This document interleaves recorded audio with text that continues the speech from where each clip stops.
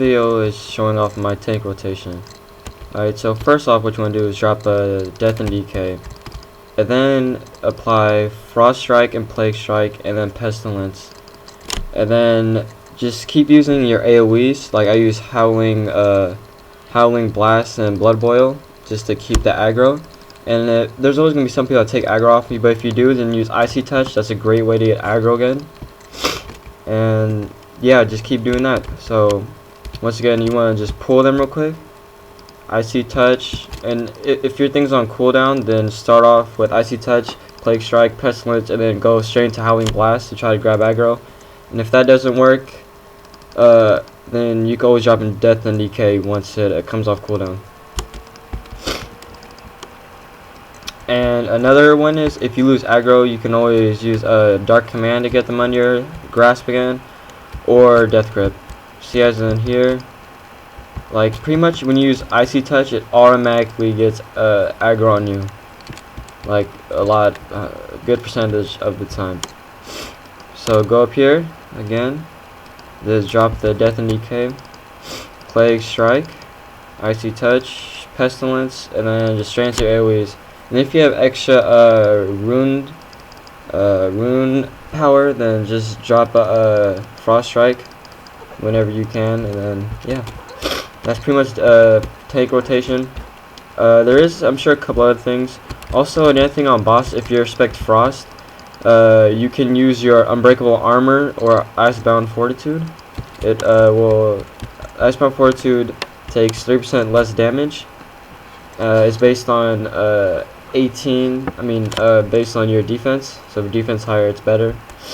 And also you have Unbreakable Armor, which increases your strength for 25%, and increases your armor by 25% and your strength by 20% for 20 seconds. So this one could be good for DPS, which I do use for DPS, and for tanking.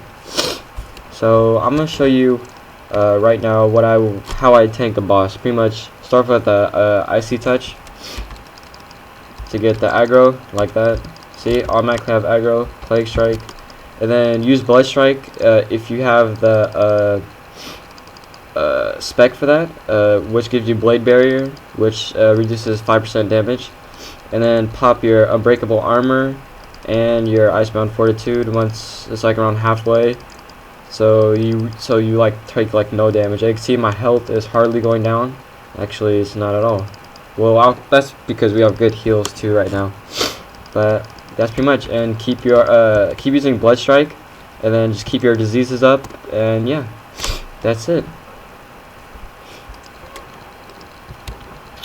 So that's pretty much of the tank rotation. And now I'm gonna show you the DPS rotation. So here it is. Hey YouTube. Alright, so this is the DPS rotation. Okay, so what you want to do is start out with Icy Touch, then Plague Strike, and then 2 Blood Strikes. So then you can get, which one is it? You get a proc, I'm not sure, or you get a buff from them, I'm not sure which one it is. Increase your critical strike, I believe.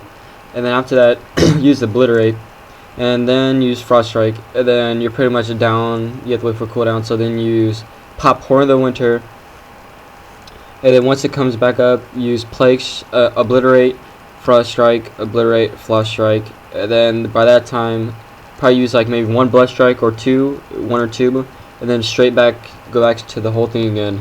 Icy Touch, Plague Strike, Blood Strike, Obliterate, Ice, Frost Strike, Horn of Winter to get your rune power up.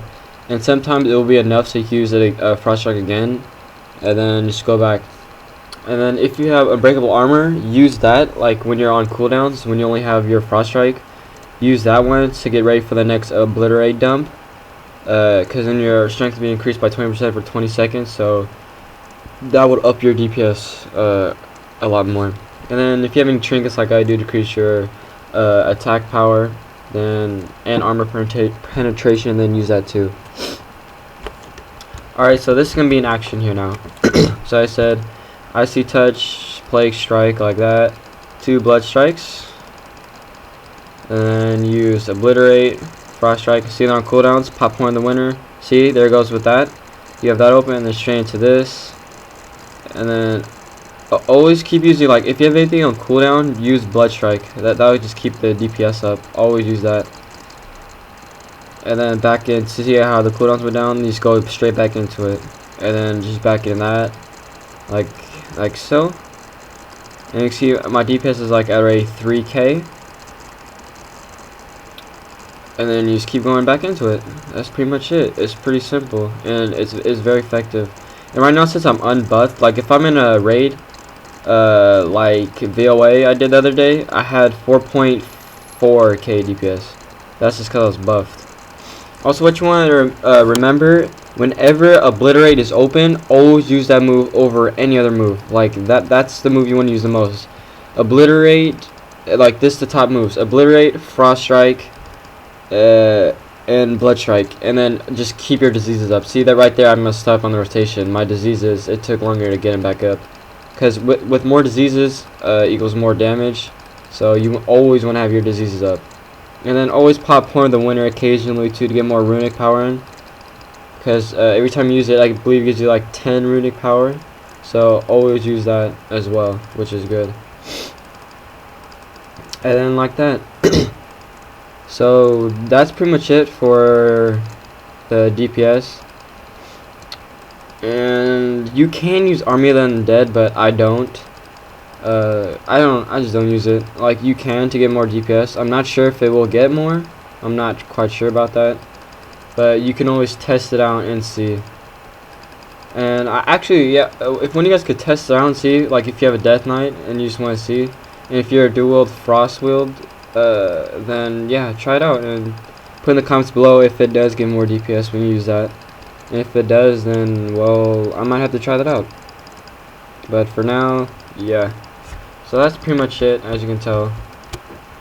And overall DPS for that one, oh, I can't like can't really increase it, but it says 3.2k DPS, and this is unbuffed, remember that too. So when I am like full raid buff, like all buffs, like pally buffs, druid buffs, all that, with this build, I'm probably, I do hit around 4.4k DPS.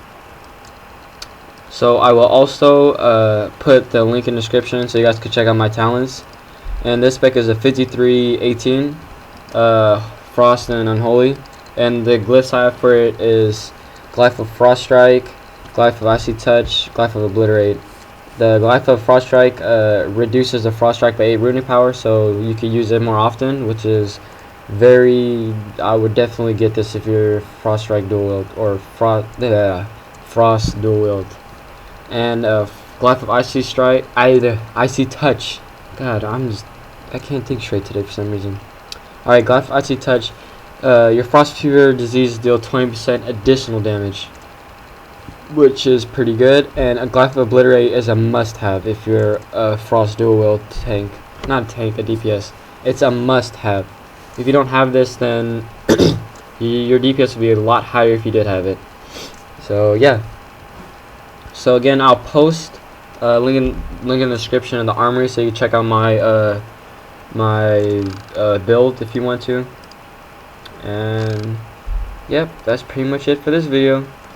So also, the guild I'm in, we are running ICC Friday. I got into it since my DPS is actually high enough now. My gear score is, because my gear score is at 4.6 right now. You see right here in the corner. So I will be running ICC Friday, and I will be taping it. I'm very excited for my first ICC run. And yeah, so look forward to that one. That's going to be coming out probably Saturday. I will edit it, or maybe Friday if I really have time. But yeah, it's going to be coming out Friday or Saturday, so look forward to that. And I'll see you guys in the next video. Galarn out.